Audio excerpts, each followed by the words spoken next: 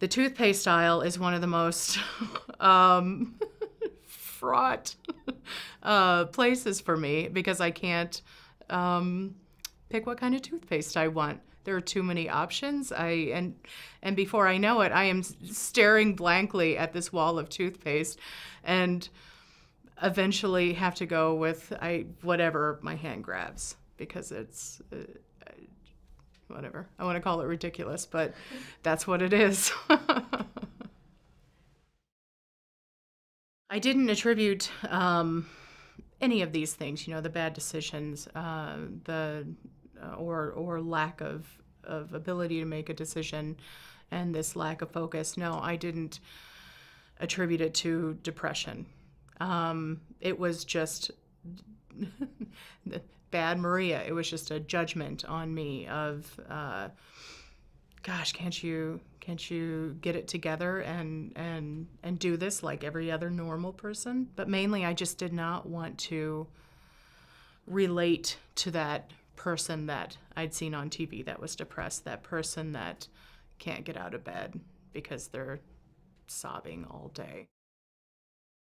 There's more than just lack of motivation. There's a lot of irritability that comes with it, agitation, anger. It very much is this filter that's in front of you that just muddies everything up. And being able to wipe the filter down and make it as clean as possible is what you have to do. The background noise in the middle of making a decision. What's my family going to think? Are they going to be disappointed in me? Are my friends going to think I'm insane?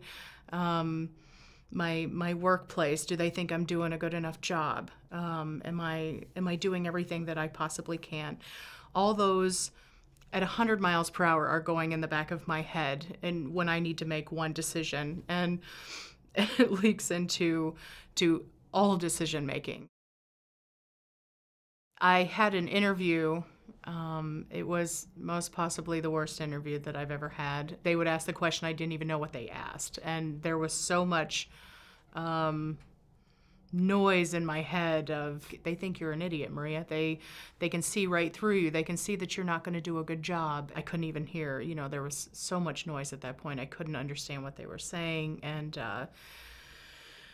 it was a mess, and I walked out of that interview just drained and exhausted. I had another interview for my current job an hour later. So I sat in Starbucks and drank coffee and